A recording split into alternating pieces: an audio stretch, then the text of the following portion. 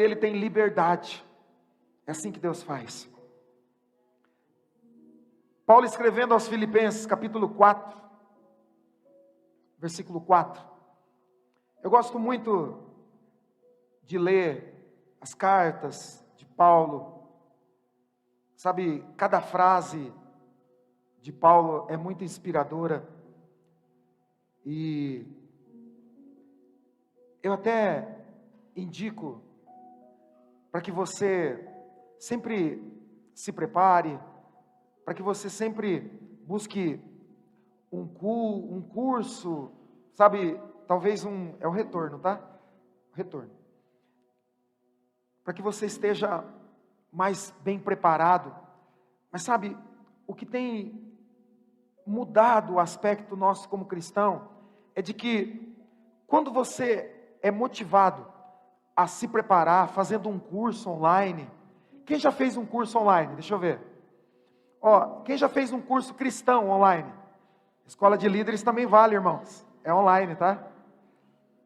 Então, nós motivamos você a isso porque nós queremos que você cresça.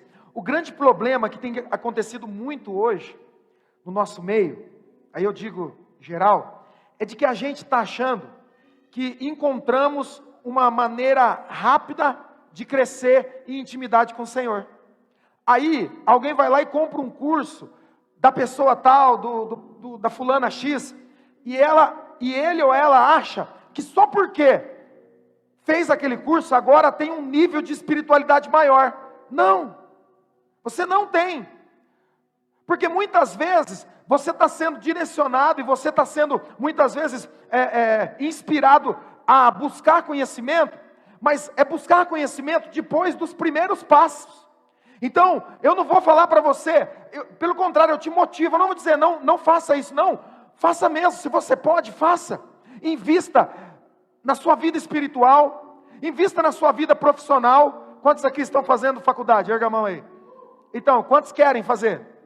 Você vai fazer, mas para fazer a faculdade, primeiro você tem que terminar o 2º grau, não é assim? Você tem que fazer o 1º grau, você tem que fazer o 2º grau, e aí então você pode. Nós achamos que no reino espiritual, você pode pular do maternal para a universidade, não pode. E esse está sendo um grande problema. Nós estamos cheios de inspiradores, de pessoas que nos inspiram, de verdade, mas que existe um padrão para isso. Então, não pode ser apenas eu comprando um curso online, que eu vou me tornar alguém muito mais íntimo de Deus, não. Então eu quero te dizer, após você estar vivendo uma vida de devocional, após você estar vivendo uma vida diária de oração, uma vida prática de devocional, de ler a Bíblia, então você dá os passos seguintes para crescer, para desenvolver, e você pode comprar o curso do fulano, do ciclano, e você pode se capacitar sempre, mas você nunca pode esquecer, que o que Deus começa a fazer em nós, primeiro começa a fazer dentro de nós, nunca é fora primeiro, e a gente quer mostrar nossas asinhas espirituais, antes de ter dentro algo muito centrado em Deus. E como é que a gente descobre isso? Pelas nossas atitudes, pela forma que nós nos comportamos. E aí, o apóstolo Paulo, então eu quero ler, porque está muito na moda, eu vou ler o livro do intelectual do momento.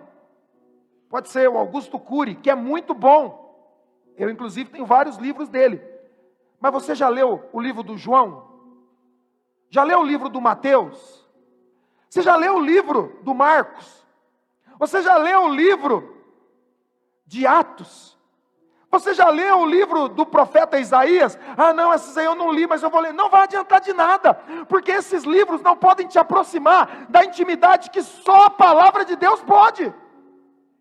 Então você compra um curso sobre oração, e você se torna um grande conhecedor sobre oração, mas se você não ora, é apenas teoria, não vai mudar quem você é em nada. É por isso que nós estamos cheios de intelectuais espirituais dentro das igrejas, vivendo uma vida de pecado, vivendo uma vida de miséria espiritual, porque talvez você pense sobre miséria e prosperidade, é sempre assim, miséria é falta de dinheiro, prosperidade é ter dinheiro. Não, a Bíblia não trata miséria e prosperidade na forma financeira apenas, porque alguém pode ser miserável em não conhecer a Deus. só ouviu falar. Mas pode ter uma prosperidade financeira e achar que isso tem a ver com alguma coisa ligada a Deus. Não. Então, o apóstolo Paulo é a maior e a melhor figura intelectual que você pode ter. Eu quero ler o livro do fulano de tal. Eu tenho vários livros de grandes autores que eu li e não entendi nada. Passados 5, 6 anos estudando a Bíblia, tendo conhecimento com outros pastores que estão acima da minha vida, então eu entendi muita coisa, e eu voltei a ler aqueles livros, e quando eu voltei a ler aquele livro, eu entendi, porque a minha mente não estava pronta, o meu espiritual não estava pronto para aquilo. Tem um monte de gente querendo viver de uma overdose espiritual. Overdose mata, não traz vida. Todo tipo de overdose só mata, só causa prejuízo. É muito bom você começar do básico. Agora, mas é que eu gosto eu sou inspirado, pastor, eu sou motivado por desafio. Então eu desafio você a ler a carta de Paulo, à igreja de Filipos. A igreja que está lá, naquela cidade, está distante de Paulo. Provavelmente quando Paulo escreve essa carta, ele está preso. E ele agora, vai fazer e dizer coisas que muitos de nós vivemos dizendo por aí. Nos nossos anos de cristianismo, anos dentro da igreja, nós sempre falávamos frases de efeito, que foi Paulo que disse, mas ele não disse apenas para apresentar uma espiritualidade de fora. Ao contrário, ele está falando daquilo que está dentro dele. Então, quando aquilo que você vive está dentro, brotou, você consegue transmitir para fora. E o que você fala muda a vida das pessoas. Não só como um efeito. Porque nós conhecemos um texto bíblico muito lindo. Quantos aqui são crentes? Diga amém. Então complete a frase. Como é que chama? Primeira questão da prova. Valendo 10. Tudo posso? Tirou 10. Fala para quem está do outro lado, parabéns. Agora fala para ele ou para ela, onde está esse texto na Bíblia? Vai lá, eu espero. Quer 1 hora? Quer 2 ou quer 5 minutos para você pesquisar no Google? É fácil de achar. Fala, mas não sabe. Sabe por quê? Porque não está dentro, só está fora. A gente usa frases para espantar demônio. A gente usa versículos bíblicos para tentar espantar alguma crise. Porque você viu um problema, então, tudo posso daquele que me fortalece. Como que se isso fosse te fortalecer? Agora entender que está nesse texto, que está aí na sua Bíblia. Está com a Bíblia aberta, irmão? Que crente tem pelo menos Bíblia, né? Porque você pode comprar um curso muito caro na internet. Isso não te faz conhecedor. Porque se você não conhece a Bíblia, tudo que falarem, passa batido. Não consegue avaliar nada. E é por isso que está cheio de gente falando um monte de coisa. Porque não conhece a Bíblia. E qualquer coisa, então, se torna importante para esse tipo de gente. Não você. Porque você é crente e lê a Bíblia. 2, pelo menos, aqui é crente. Lê a Bíblia. Eu conheço a Bíblia. Então, esse texto e essa frase de efeito, que pode ser realidade na sua vida, a partir de hoje pode se tornar algo vivo dentro de você, está aí no texto em Filipenses, que você vai ler agora comigo. Você sempre falou, e muitas vezes não funcionou, porque esse está sendo a grande estratégia de Satanás, é que a gente use versículos bíblicos de forma esporádica, e que não tenha tanta firmeza, para que a gente verdadeiramente, mesmo declarando a palavra, não veja mudança. Então você declara, tudo posso naquele que me fortalece, o Senhor é meu pastor e nada me faltará. Você declara, querendo mostrar uma espiritualidade, mas o diabo, ele nos conhece. Lembra o que diz 1 Pedro capítulo 5? O diabo, vosso adversário, fala para quem está do teu lado, seu adversário, meu não. O diabo, vosso adversário, está ao teu redor, rugindo como um leão, buscando a quem possa devorar. O diabo está aí. Agora, se você não consegue discernir que rugido é algo que para que te deixe atento, então você entra no raio de ação do diabo e ele, te come. A questão não é que você não foi avisado. A questão é que você foi avisado, mas não fez nada. E quando a gente não reage naquilo que Deus tem colocado para nossas vidas, querendo aprofundar, querendo crescer, nós sempre vamos ter um versículo decorado. Até mesmo para afrontar pessoas. Porque tem gente que usa a Bíblia para afrontar pessoas, né? Aquele versículo bíblico, que você sabe onde está, que diz assim: maldito o homem, ninguém vai falar agora, claro que ninguém vai falar, que confia no homem.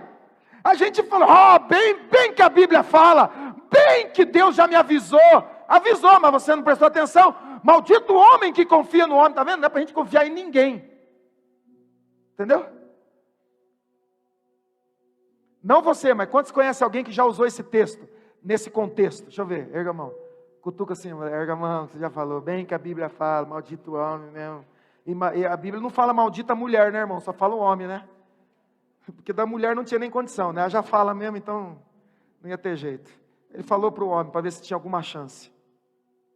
O apóstolo Paulo quer nos ensinar a ter uma visão do futuro. Porque essa é a essência do cristão. Paulo, para mim foi Paulo, que escreve Hebreus. Ele fala lá no capítulo 11, é 11? Ora, a fé é 11, né? A fé é a certeza das coisas que eu não vejo. Então a vida do cristão tem que ser, repita comigo, tem que ser algo sobrenatural. Se eu vou viver pela fé, e fé não é aquilo que eu vejo, mas aquilo que eu espero, e não somente espero, mas eu tenho convicção. Não é uma esperança que espera e nunca chega, não. É uma esperança com convicção. Essa esperança com convicção é como se fosse uma esperança recheada. Espera com convicção. Por quê? Porque vai acontecer. Obrigado pelo seu entusiasmo. Está difícil de pregar hoje aqui, mas nós vamos continuar. Eu sou pregador, eu continuo. Vamos lá. Paulo quer mostrar para mim e para você como cristãos maduros, nós precisamos aprender a lidar com as nossas emoções naquilo que nós estamos vendo hoje. Porque aquilo que você está vendo hoje não molda onde você vai chegar, não define onde você vai chegar e o que você vai viver em Deus. O que define onde você vai chegar e o que você vai viver é a palavra de Deus sobre a sua vida. Quando Paulo está indo, lá no livro de Atos, você que lê a Bíblia, capítulo 8, capítulo 9, ele está indo para Damasco, para cumprir uma missão sua, uma missão que ele achava que fazia para Deus, porque tem uma diferença, eu tenho até uma palavra sobre isso, fazer para Deus e fazer com Deus. Você faz para Deus ou você faz com Deus? Paulo estava achando que fazia algo para Deus. E quando ele está indo, a Bíblia diz que ele tem um encontro com Jesus, ou Jesus se encontra com ele, e Jesus diz uma palavra para ele.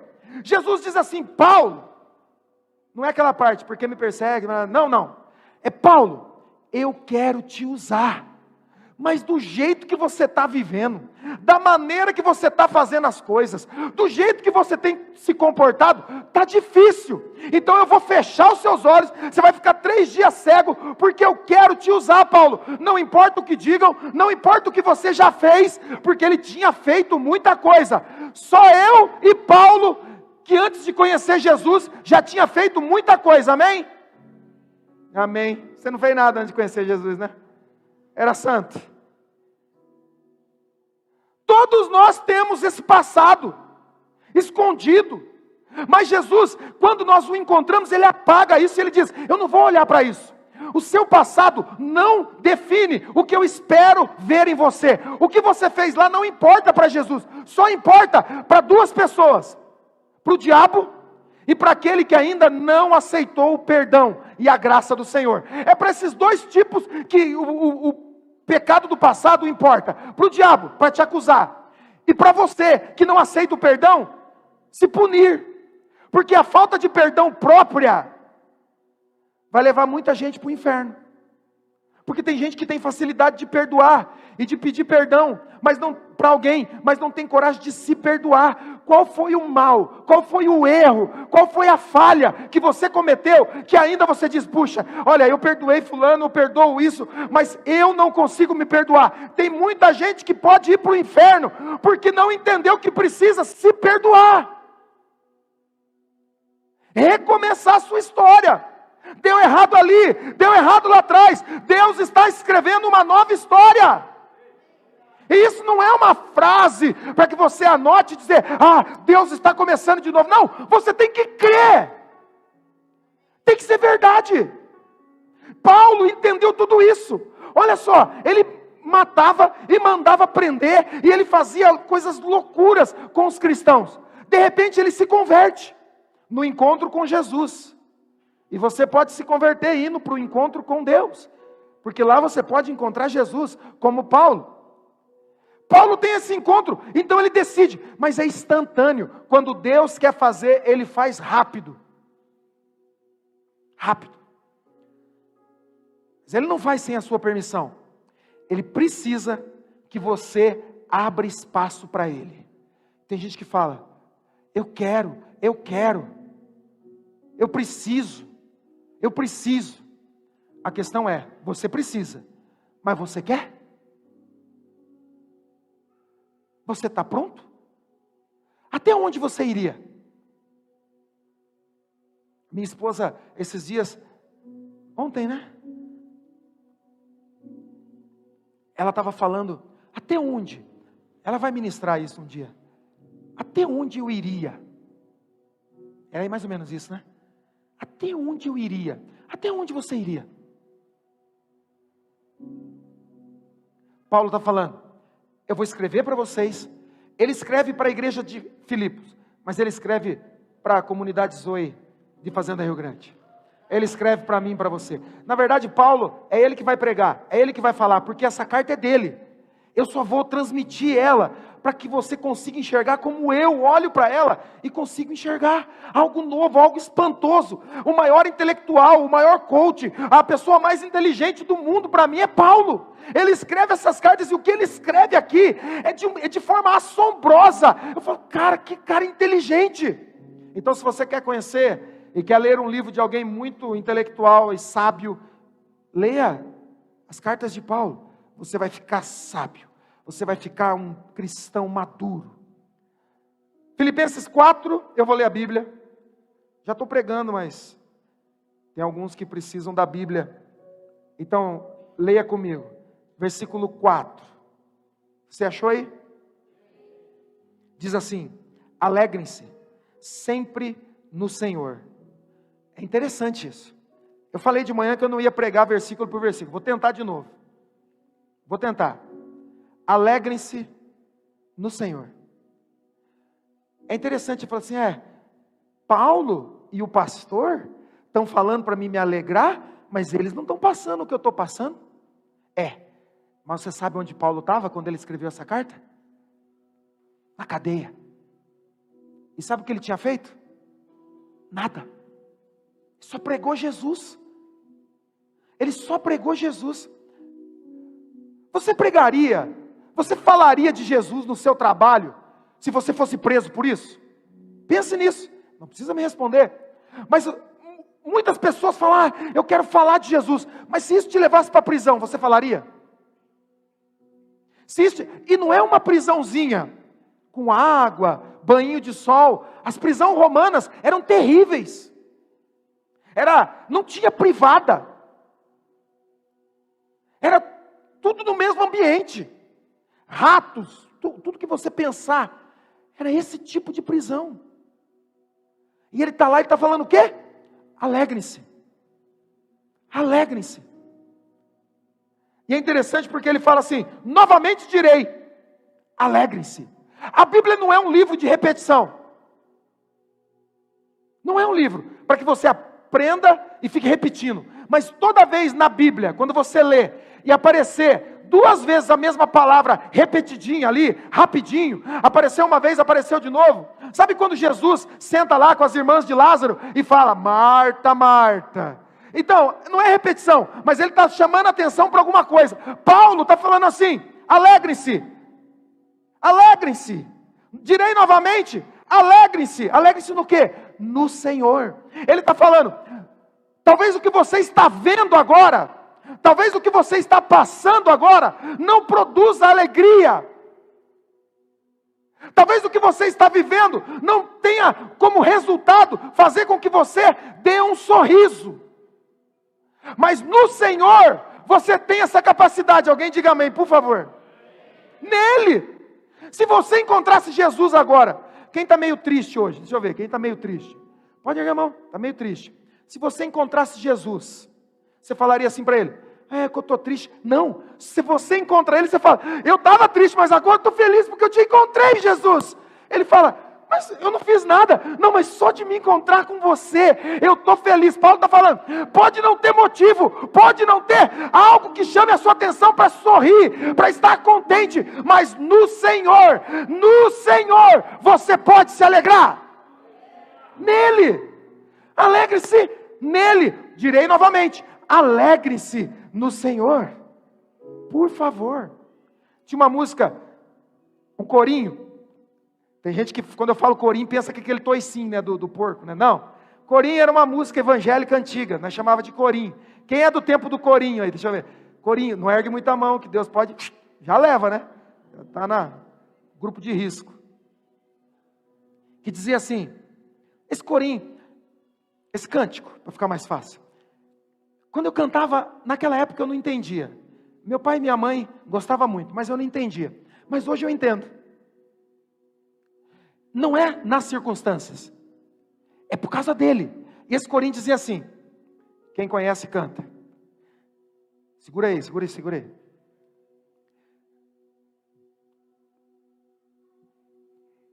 Dê um sorriso só, sorriso alegre, um sorriso cheio de amor, dê um sorriso. Um sorriso. Essa parte eu gostava quando eu era criança. Eu falava, quem tem Jesus gosta de cantar, está sempre sorrindo, mesmo quando não. Esse mesmo.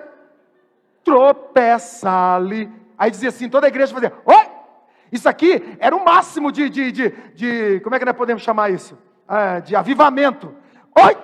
Não podia fazer muita coisa dentro da igreja naquela época, irmão. Se erguesse as mãos, já era meio que pecado, não podia. Mas era o máximo naquele dia, todo mundo falava, tropeça ali, oi, cai a colar, mas de novo levanta e começa a colar. Tem um monte de gente que nem sabe o que é aqui, né? O pessoal do ano 2000 aí nem sabe o que é a colar. A colar caiu ali, caiu aqui, caiu lá. Né? Então, olha só, dê um sorriso alegre. Vamos lá, tem sorriso triste? Incrível. Paulo fala, alegrem-se. Você é capaz de sorrir? Vai lá, olha para quem está do seu lado, dê um sorriso. Alegre, por favor.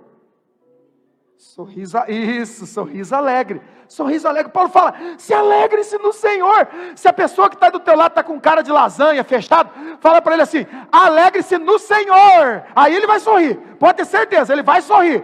No Senhor, não é comigo não, não é com as crises, não é com o problema, é no Senhor. Versículo, senão não termino hoje. 6. Não andeis ansiosos por coisa alguma, mas em tudo, pela oração e súplica, e ações de graça, apresente seus pedidos a Deus. Ele está falando, não adianta você resmungar, não adianta você reclamar. Paulo, o apóstolo Paulo, ele está dizendo, está com problema? Está com crise? Está com as coisas não estão tendo soluções? Faça Deus conhecer. Pastor, mas Deus não conhece todas as coisas? Sim, mas Ele espera que você apresente a Ele. Deus, está aqui, ó. Está aqui. Está aqui. Deus não quer que você tome decisões precipitadas. Deus não quer que você tome decisões erradas. Então o que Ele espera de você é que se você tem problema, apresente a Ele. Paulo fala, e ele ensina, de que forma? Orações, súplicas. Apresente seus pedidos a Ele. E quando você faz isso, quando você ora, porque essa é a marca do cristão, quando ele ora, você precisa entender isso. Se você tem orado e não tem essa marca, tem alguma coisa errada com a sua oração. Ei, escute, se você ora e não tem essa marca que Paulo vai dizer, logo após você orar e apresentar a Deus as suas queixas, os seus problemas, as suas crises, quando você apresenta isso a Deus, versículo 7, põe na tela lá, o que diz? A paz de Deus, que excede todo o entendimento, guardará o coração e a mente de vocês em Cristo Jesus. Paulo está dizendo, quando você ora, você precisa dobrar o seu joelho, entregar no Senhor, dizer, Senhor, eu confio em Ti, eu espero em Ti, minha esperança está no Senhor, e quando você sair dali, a paz de Deus, que excede o entendimento, vai vir sobre você. Para quê? Porque tem gente que fala assim, eu orei e eu senti a paz de Deus. Mas não é sentir, é para quê? Para que a paz de Deus vem? Está lá, para guardar o coração e a mente. Porque a maioria de nós, eu me incluo nisso, muitas vezes quando eu oro, muitas vezes quando eu passo no meu tempo ali, porque a verdade é, irmãos, qual é o tempo de nossas vidas que nós mais oramos fervorosamente? Qual é? Quando tem rolo. Sim ou não? Vai falar que você não ficou animado na oração? Vou levantar 4 horas da manhã, em nome de Jesus, o sangue de Jesus tem poder, Ele vai derrotar todos os meus problemas. Começa 4 horas da manhã, nunca orou um miserável, mas agora que está passando pelo vento, está passando no deserto, vai orar 4 horas da manhã, faz jejum, faz um monte de coisa. Não tem nada de errado nisso, você pode fazer isso. O problema é, como você está fazendo isso? Ele diz, apresentou seus problemas a Cristo? Apresentou seus problemas para o Senhor? Quem aqui já levantou de madrugada para orar por uma causa impossível? Deixa eu ver. Mas pode erguer a mão, não é pegadinha não.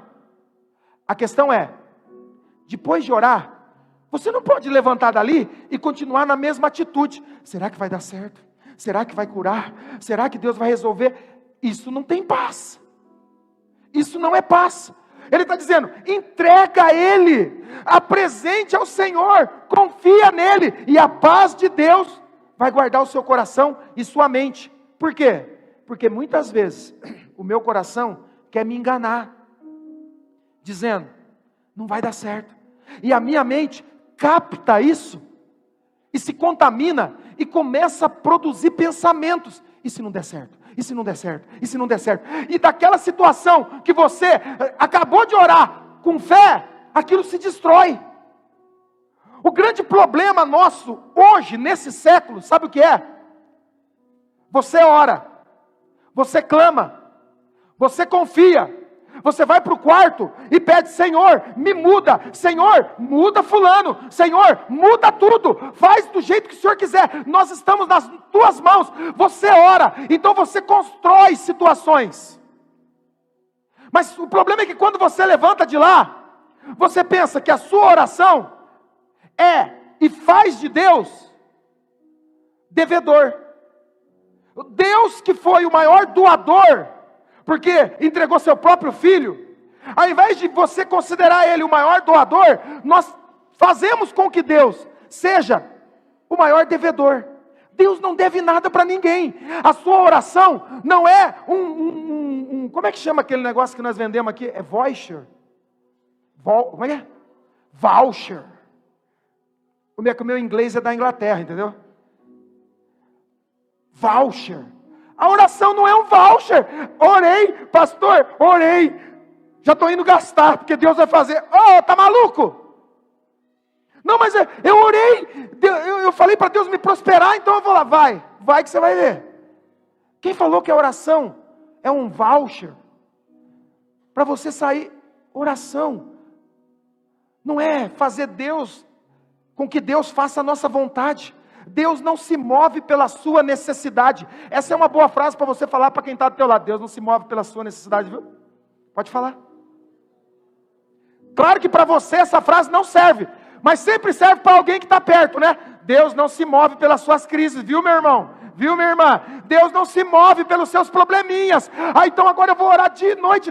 Deus não vai se mover por circunstâncias, porque Deus se move por propósito. Paulo entendeu isso. Ele entendeu isso. E aí ele diz assim, depois eu explico, como é que a gente destrói as nossas orações? Porque eu gosto de ler a Bíblia. A Bíblia, ela fala mais e fala melhor do que eu. Depois eu explico. Mas versículo 8. Eu orei, a paz de Deus veio. Como que eu mantenho? Como que eu faço para manter? Porque tem gente que ora 6 horas da manhã, 7 horas está desesperado de novo. Não faz sentido. Se a paz de Deus veio, você agora tem paz. Pelo menos a paz. Não é Deus, mas pelo menos a paz. Aí Paulo fala, sabe como é que você mantém isso? Finalmente, irmãos, tudo que for verdadeiro, tudo que for nobre, tudo que for correto, tudo que for puro, tudo que for amável, tudo que for de boa fama, se houver algo de excelente ou digno de louvor, o que é para mim e para você fazer? Pense nessas coisas. Está lá, está lá. Pense nessas coisas.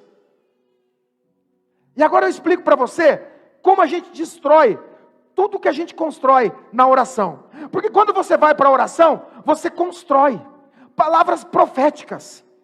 Você constrói ambientes. No futuro, você olha para isso e você fala, Deus vai fazer. Apesar do que eu vejo agora não ser tão lindo, não ser tão generoso quando eu achava que devia ser, eu continuo acreditando, Deus vai fazer. Então eu vou para a oração, e eu construo na oração. E aí, quando eu saio de lá, o que eu espero? Porque eu acho que a oração tem que acontecer quando e do modo que eu orei. Mas não é assim. Deus não se move pelas nossas circunstâncias. Deus se move por propósito. E quando eu saio da oração cheio de fé, e aí eu olho para o meu marido, para a esposa, para o filho, e as coisas ainda não mudaram, qual é a palavra que sai da nossa boca? Não da sua, porque você é crente. Mas você orou, Deus, muda a minha família, Deus converte os meus filhos, Deus muda o meu marido, Deus muda a minha esposa. Aí você sai daquele quarto de oração. Lembra do filme Quarto de Guerra? Aí você sai lá do quarto de oração e vai para aquela e sai do quarto e vai para a vida real. E quando você chega lá, as coisas não mudaram. E por que não mudaram? Você orou faz 5 minutos, você construiu coisas que Deus está trabalhando em você, porque tudo que Deus faz primeiro dentro de nós. Tem coisa que você quer que Deus mude, que Ele só vai fazer depois de mudar você. É por isso que não mudou meu marido ainda, sim, porque Deus segura isso para mudar você. Porque se mudar ele, é capaz dele largar. Então ele espera mudar você. Então eu saio de lá, eu construí algo com a minha oração. Mas quando eu saio e a realidade ainda não mudou, as palavras que eu lanço destroem. Então eu digo, tá vendo? Estava orando por você e você está aqui me tratando mal. Estava orando por você e você vem me jogar na cara. Está vendo? Não está adiantando nada. Pastor, eu estou orando todo dia de manhã, mas essa mulher só piora. Irmão, tudo que você construiu na oração, você destrói com as suas palavras. Tudo que você construiu, eu estou orando, Deus, estou fazendo um propósito na minha empresa, a minha empresa, eu creio, vai crescer, Deus vai fazer prosperar, eu estou orando por aquela vaga, estou fazendo a minha parte, mas eu sei, Deus vai preparar essa vaga para mim, e quando você sai de lá, outro pegou a vaga, e você diz, está vendo, não adianta orar, a gente que é crente, só é passado para trás mesmo que a Bíblia fala. Tem um texto na Bíblia, um profeta chamado Malaquias, que ele fala assim, do que adianta a gente ser justo? Ele fala, olha o ímpio prospera. Fala para mim, não tem um vizinho miserável, lazarenteado de pecador que mora perto de você e se dá bem? Tem ou não tem? Erga a mão, deixa eu ver. Tem ou não tem? E você olha de vez em quando e fala, filho da mãe, carro novo, de novo. E eu não consigo trocar esse Fiat Uno de jeito nenhum. E sou dizimista, sou ofertante, compro risoto, compro não sei o quê. Eu compro aquilo, eu compro de tudo. Comprei canequinha, eu compro garrafinha, né, que nós estamos vendendo agora. Garrafinha, e não adianta esse miserável. Malaquias fala assim, do que adianta servir a Deus? Porque eu sirvo a Deus, vou na igreja, escuto lá o louvor, reclamo do louvor, reclamo do pastor, reclamo de tudo, mas eu amo a Deus acima de tudo. E aí, esse homem aqui não faz nada de bem, mas está vivendo, está prosperando. Essa é a voz de Malaquias, não a sua, nem a minha. Malaquias, o profeta. E Deus fala para ele: você está reclamando? Você está reclamando, Malaquias? E Deus fala assim: espera o último dia. Deus fala assim: espera o final. Porque é no final que a gente compreende muitas coisas, sim ou não? Eu tenho um problema lá em casa, porque a pastora, nós vamos assistir filme. E começa o filme, começou o filme, 3 minutos de filme, tem uma cena que o ator principal sofre lá um acidente, pum, sumiu. Ela vira para mim, o que ela pergunta? Ele morreu? Eu falo: amor, vamos assistir o filme. Não, mas fala, se você sabe, fala. Porque você sabe que eu não aguento ficar assistindo, eu tenho ansiedade e tal, não sei o quê. Eu falo: amor, eu não sei, é a primeira vez que eu estou assistindo. Ela: tá bom. Passa mais um pouquinho, aparece lá uma sombra. E ela fala: é ele? Ele morreu ou não morreu? Fala: amor, não sei, eu nunca assisti. Irmão, não dá para assistir filme com gente assim.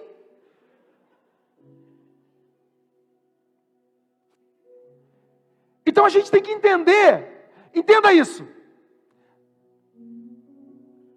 Finalmente, irmãos, encha a sua cabeça de coisas boas, porque senão, o que você constrói orando, você destrói falando. Sai daqui falando: pastor, estou crendo, Deus vai mudar minha família, vai mudar minha casa. Chega lá, a casa está de ponta cabeça, o negócio está louco, você vê lá: pastor, não adiantou nada. Quanto mais ora, mais assombração aparece. Você destruiu tudo o que você construiu. Você orou, construiu, mas quando falou, destruiu. É por isso que não avança. Porque você olha para as circunstâncias, você olha para o problema. E eu tenho uma dica boa para você sobre enxergar errado. Gênesis capítulo 1. Entreguei isso para você, né? De manhã, né? Gênesis capítulo 1. Ah, pastor, porque eu gosto de profundidade da Bíblia. Eu também. Só não sou bom, mas eu gosto também. O dia que tiver um bom, né, põe aí. Mas por enquanto vai ter que aguentar eu mesmo. Vamos lá. Gênesis capítulo 1, versículo 1. Todo mundo sabe o que diz lá. No princípio, Ele criou. Nosso Deus é criativo, amém? O nosso Deus é criativo, amém? Você também é. Você também é. Porque você é imagem e semelhança dele. O primeiro versículo da Bíblia vai nos preparar para aquilo que Deus está querendo te ensinar nessa noite. Não são as circunstâncias, não é o que você está vendo agora, não é o que você está vivendo agora que define onde você vai viver, ou o que você vai passar. Você tem que olhar para a crise, apontar para ela, e não deixar que quando você sair da oração, só porque o problema ainda continua, que você destrua tudo que Deus pode fazer com as suas palavras, com as suas declarações. E eu provo na Bíblia, versículo 2, pode ler, vamos lá, no 3, 1, 2, 3.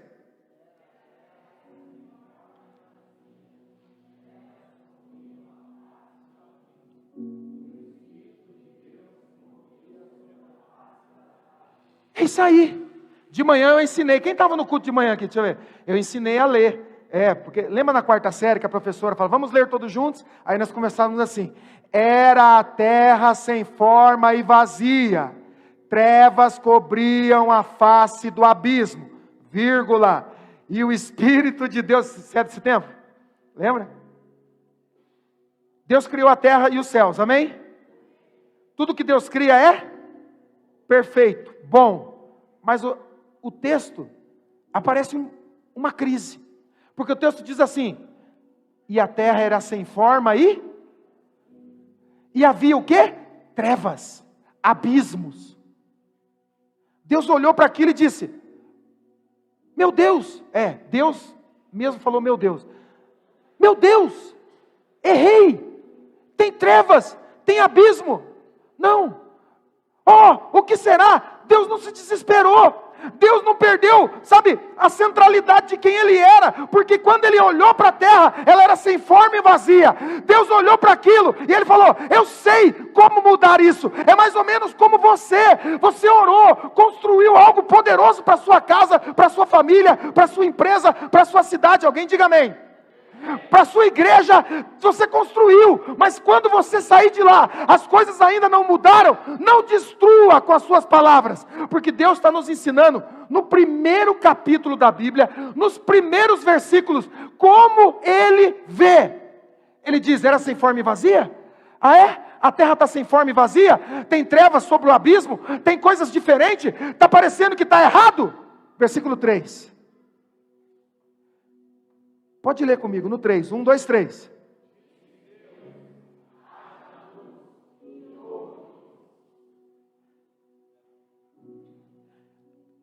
Se você entendeu, aplauda Jesus.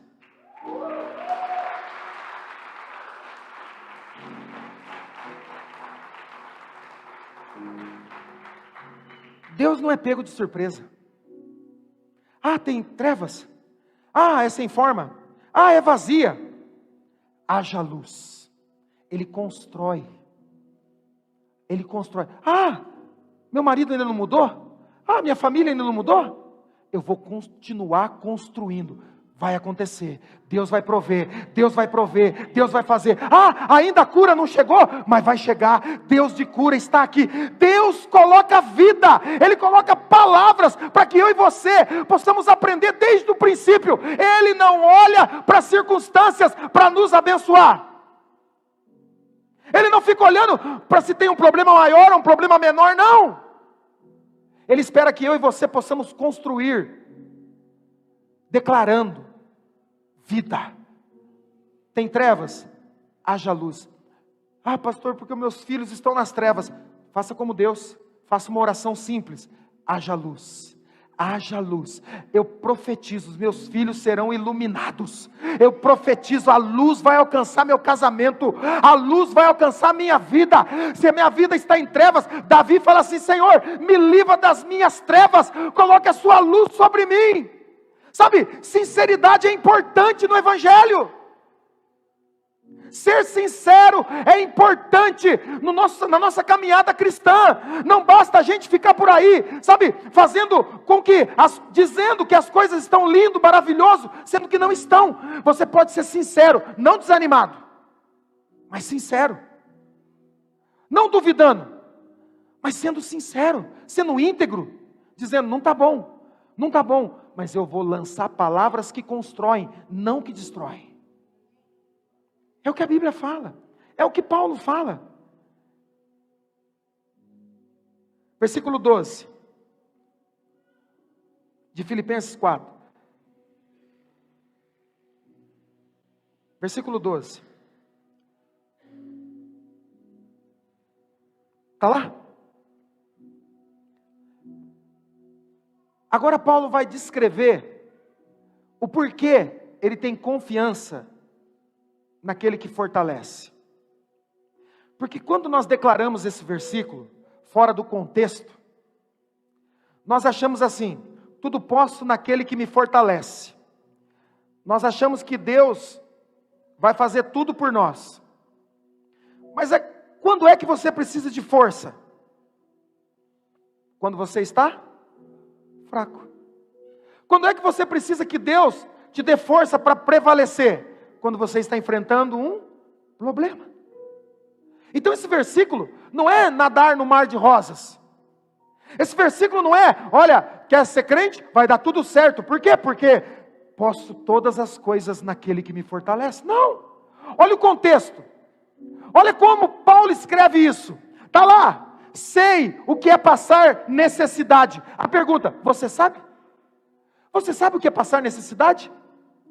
Sei o que é ter fartura. Aprendi o segredo. Se ele aprendeu, é porque não sabia. Escute, ninguém sabe tudo. Você lembra do início do Covid, 2020? Todo mundo virou cientista. Você lembra? Todo mundo era cientista, irmão. De uma hora para outra, a PUC, a Federal, formou não sei quantos milhares de cientistas. E fulano falava assim, meu tio trabalha lá não sei aonde. Trabalha onde? Trabalha lá na URBS. E sabe de vírus? Sabe nada de vírus, irmão. Mas a minha prima trabalha no laboratório. Que laboratório? Laboratório que faz exame de urina. Isso não tem nada a ver, irmão. A gente se tornou expert em um monte de coisa. Paulo fala assim: eu aprendi o segredo de viver contente em qualquer situação. Agora olha só, seja bem alimentado, seja com fome, tendo muito ou passando necessidade. Aí o próximo versículo está lá, pode colocar. Vamos ler? Primeiro, você vai ler não para você. Você vai ler porque Paulo falou isso. Amém, irmãos? Pode parar com essa alegria. Aí vamos declarar. Agora eu vou até colocar minha roupa de profeta aqui que eu vou declarar. Não. Fala para quem está do lado. É Paulo, não é você. Vamos declarar o que Paulo declara sobre a vida dele, nos ensinando para que nós possamos, como ele no versículo anterior, aprender. Porque a gente não sabe. Verdade é que a gente diz que sabe, mas não sabe. Já foi no velório? Falei de manhã essa? Falei, Lucas? Já foi no velório? Quem já foi no velório? Aí você chega para a pessoa, perdeu um parente querido, um pai. E você chega e fala assim: meus sentimentos, mas olha, você precisa ser forte. Quem é que consegue ser forte quando o pai morre, irmão? Que idiotice é essa que a gente fala? Irmã, seu marido morreu? Mas seja forte, o Senhor é contigo. Fica você sem marido para você ver. A gente tem umas palavrinhas decoradinhas. Você tem coragem? Você é forte para viver sozinho? Você é forte para viver sem a sua esposa? Eu sempre digo para Ana, falo assim: eu não viveria sem você. Por isso que eu quero morrer primeiro. Ela fala: Deus que me livre, eu que quero morrer primeiro. Aí nós fica assim, nós começa a brigar. Não, eu que quero morrer primeiro. Ela: não, porque como eu ficaria sozinho? Eu falei: e eu? Como é que eu ficaria sozinho? Vai que eu não fico. Não, isso aí não vai acontecer nunca. De manhã eu fiz bastante piadinha, ela não estava aqui, agora eu tenho que me segurar. Mas a gente chega e fala para as pessoas: seja forte. Mas você é forte. Aí a gente pega o texto do Paulo, que Paulo falou: eu sei, volta lá, Lucas. Eu sei não ter comida, eu sei ter comida, eu sei não ter roupa, eu sei passar frio, eu sei passar calor, eu sei ter muita coisa para comer, eu sei passar fome, eu sei enfrentar necessidade. Próximo versículo, vamos ler junto o que Paulo fala? No 3, 1, 2, 3. Quem é que falou isso? Não é você, é Paulo. É Paulo. Para poder falar isso, você precisa aprender a lidar e a saber lidar com todas as circunstâncias. Você sabe lidar com o desemprego? Você sabe lidar quando as crises aparecem? Você sabe lidar quando as coisas não saem do jeito que você imaginou? Você sabe lidar quando a doença surge? Se você não sabe, você não pode declarar isso. Mas o versículo anterior você pode. Estou aprendendo. Aprendendo. A gente é difícil demais, irmãos. O ser humano é difícil demais. E eu vou terminar com isso. Eu coloquei um videozinho no nosso grupo de liderança sobre ser pastor dos líderes. Quem assistiu? Deixa eu ver, dos líderes. Você riu, não riu? Você riu porque não é você. Mas a gente é difícil demais. O ser humano é complicado demais. E aí de manhã eu me lembrei de uma coisa. Porque antigamente, há 20, 30 anos atrás,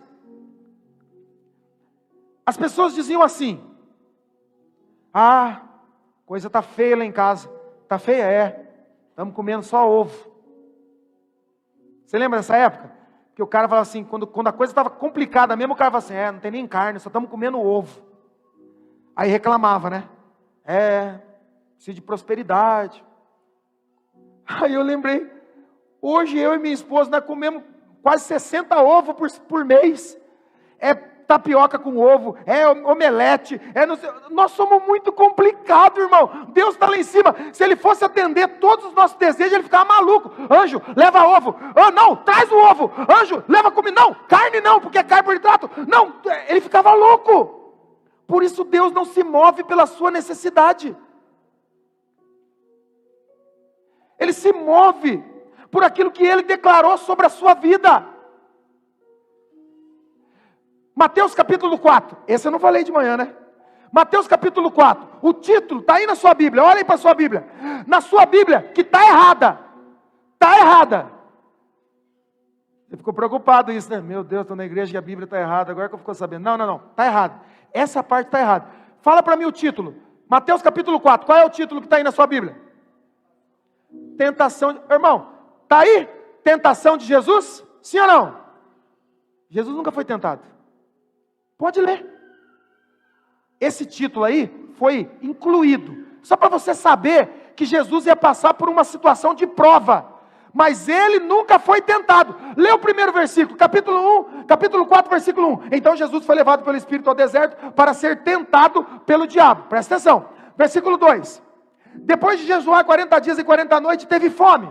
Chegou o diabo, próximo versículo, chegou o diabo, aproximou-se dele e disse: se tu és filho, aqui é o segredo de todo o capítulo 4. Você não precisa nem ler mais o resto, porque o diabo não está questionando Jesus sobre a fome, sobre o pão. Pão é algo transitório. Você come pão. Ontem nós comemos pão aqui nunca comi tanto pão na minha vida. Eu vou ficar 1 ano sem comer pão. Comemos pão aqui no mutirão. Pão é transitório. O diabo, entenda isso. Ele diz: se és filho de Deus, manda que essas pedras se transformem em pão. Ele não está provando sobre poder, sobre transformar pedra em pão. Ele está questionando Jesus sobre a palavra que Jesus recebeu. Porque um pouquinho antes, Jesus é batizado. E quando ele é batizado, a Bíblia diz que os céus abrem e uma voz, a voz de quem? Diz assim: tu és o meu filho amado. Aí o diabo pergunta assim: se você é filho de Deus? Se eu sou?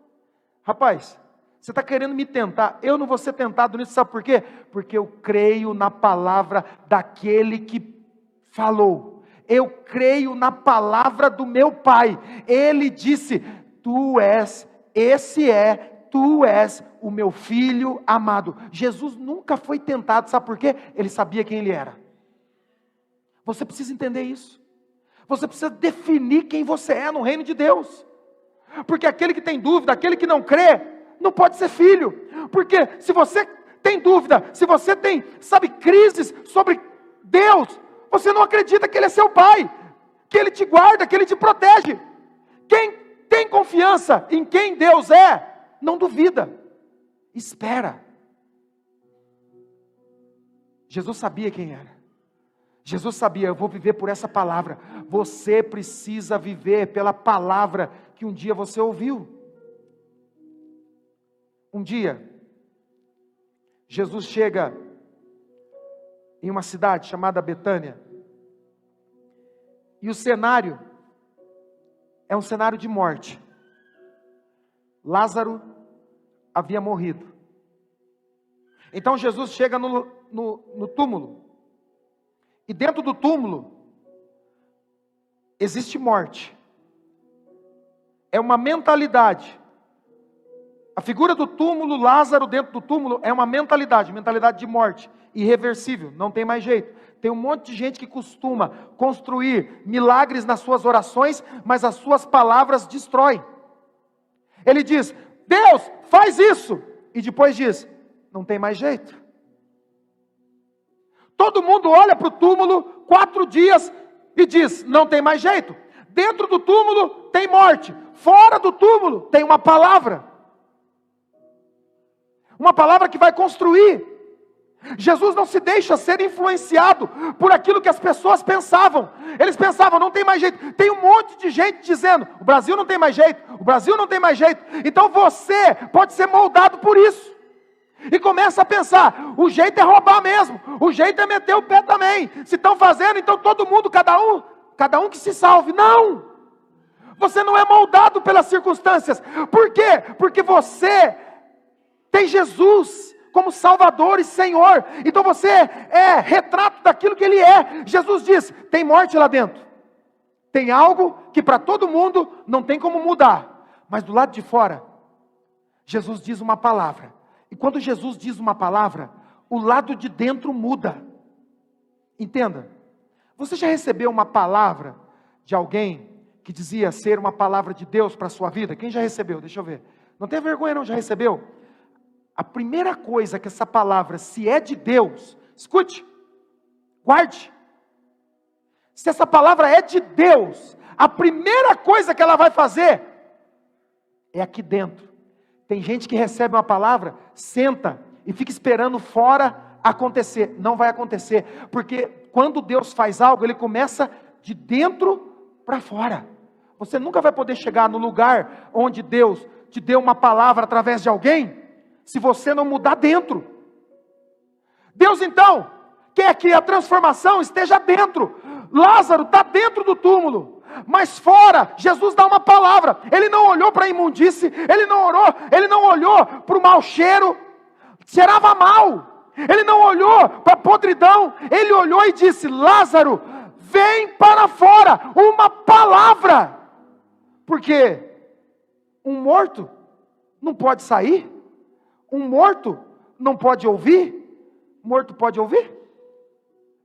Por isso eu acredito que antes do milagre acontecer fora, já tinha acontecido dentro. É meio louco isso, mas tudo bem. Para mim, é como eu vejo. Deus está fazendo dentro, dentro, dentro. É dentro de nós. Paulo então diz: eu aprendi um segredo. Qual é o segredo? Qual é o segredo? O segredo é: eu aprendi a me comportar, a saber me comportar em toda e qualquer circunstância, seja boa ou seja ruim. Como? Versículo 13, é isso? Posso todas as coisas naquele que me fortalece. Você lembra como ele começa o versículo 4? Sim ou não? O que ele disse? Alegrem-se. Em quem? No Senhor. Paulo está dizendo: pode estar chovendo canivete lá fora, eu consigo me alegrar. Por quê? É muito ruim. A minha alegria não está nas circunstâncias, a minha alegria não está naquilo que se vê, a minha alegria está no Senhor. Cuidado com o que você anda declarando depois que você sai da sua oração. Eu orei hoje por um milagre e ele não aconteceu, e você diz: então não tem jeito. Você constrói orando e destrói falando. Fique de pé aí no seu lugar, se você quiser. Tem coisas que o diabo tem roubado de nós. Eu já vou terminar, você já vai para casa e você vai ter uma semana de descanso para poder pensar nessa palavra, para tentar imaginar que a sua vida não está fundamentada em uma incerteza. A sua vida está fundamentada em uma palavra verdadeira. Paulo, você para mim é vaso de honra. Paulo, você vai ser útil. Mas sabe, aconteceu tanta coisa na vida de Paulo. Perseguição. Uma vez tiveram que descer ele por um cesto, porque queriam matar ele, então ele fugiu pelo muro, desceram ele por um cesto. Outra vez, sabe, sofreu um naufrágio, uma cobra picou ele, foi abandonado. Ele escreve uma outra carta dizendo: todo mundo foi embora. Você já reclamou quando todo mundo vai embora? Pare de reclamar, porque às vezes quando uma coisa vai embora, não é que foi embora, foi Deus que tirou. Então se você não consegue discernir, você reclama. Você destrói com suas palavras aquilo que Deus começou a fazer na sua vida. A nossa vida está firmada em uma palavra que recebemos do Senhor. Nós não somos conduzidos pelas circunstâncias. Existe um fundamento na nossa vida. E o fundamento é a palavra de Deus. O fundamento é o que Ele está fazendo. Deus disse: haja luz. Qual é a área da sua vida que precisa de luz? Não é luz, mas é a palavra. Ele pode estar dizendo hoje para você: haja luz, haja cura, haja um milagre financeiro, haja um milagre físico. Deixa Ele colocar uma palavra de vida. Se você não cuidar das suas declarações, você vai tentar de tudo. Se você não cuidar com aquilo que anda falando depois de orar, você vai tentar de todas as maneiras, mas nada vai mudar, porque a sua vida é consequência do que você declara. Quando nós chegamos nessa cidade, havia uma reclamação, e hoje há muitas. Naquele tempo era uma só. A BR que liga Curitiba, Fazenda Curitiba, não era duplicada. E todo mundo reclamava: isso aqui nunca vai para frente, isso aqui nunca vai terminar. E nós falávamos: lembra, amor? Vai sim, gente. Vai duplicar esse negócio. Vai duplicar. E as pessoas sempre estão pensando que circunstâncias podem moldar e definir futuro. A BR foi duplicada, sim ou não? Mas resolveu os seus problemas? Porque os seus problemas não podem ser resolvidos por coisas. Há uma diferença entre o lugar de salvação. No Antigo Testamento, o lugar de salvação, ou o lugar de adoração, é um dia, o sábado. Agora, nesse tempo que nós vivemos, não é um lugar, é uma pessoa, é o Espírito Santo. Então nós mudamos, crescemos, avançamos. Se você não mudar as suas declarações, as suas palavras, você pode orar, pode jejuar, pode fazer campanhas, pode fazer o que você quiser, mas cuidado, para você não destruir com suas palavras o que você constrói orando. Eu orei tantas vezes, tantas semanas, mas você declarou palavras contrárias ao que você ora. Eu orei, acredito que Deus vai abrir a porta de um emprego, Deus vai abrir a porta de um milagre. Ok, você foi lá e orou. Só que se você sair dali e ainda não aconteceu, você não pode reclamar: o Brasil não vai para frente, não tem emprego mesmo. Então você destruiu tudo aquilo que você orou com as suas declarações. O que você tem declarado sobre a sua família? O que você tem declarado sobre a sua vida? Não sou nada, eu nunca vou ser ninguém. Meu pai falou isso, minha mãe falou isso. Meu avô não foi ninguém, meu pai não foi ninguém, eu também não vou ser. O que você tem declarado sobre a sua vida? Você vai viver debaixo das suas declarações. Paulo está numa prisão, escrevendo uma carta. E sabe o que ele está dizendo para mim e para você? Eu não estou preocupado com o que está acontecendo comigo. Mais do que eu estou preocupado do que o que está acontecendo dentro de mim. Tem horas que você não pode focar no que está acontecendo fora. Foca no que está acontecendo dentro. Paulo está dizendo: eu estou aprendendo. Mas é uma cadeia. Mas tem gente querendo a sua morte. Mas eu estou crescendo. Eu estou amadurecendo, mas ainda o milagre não chegou, a cura não veio, seu marido não voltou, a empresa não cresceu, mas eu estou amadurecendo. Paulo está dizendo: o que está acontecendo dentro de mim é mais importante do que o que está acontecendo fora. Fora pode ter crise, mas dentro eu consigo me alegrar no Senhor. Eu sei viver bem em todas as coisas. Quando Jesus falou: Lázaro, vem para fora, tudo mudou. Tudo mudou. Tudo mudou. Eu e você precisamos entender que quem é que disse palavras, declarações sobre nós. Eu vou aonde Deus diz que eu vou. Eu vou viver o que Deus disse que eu viveria. Eu vou chegar onde Deus disse que eu chegaria. As circunstâncias não me importam. O que me importa é que eu vou chegar. Por quê? Porque quem prometeu é fiel para cumprir.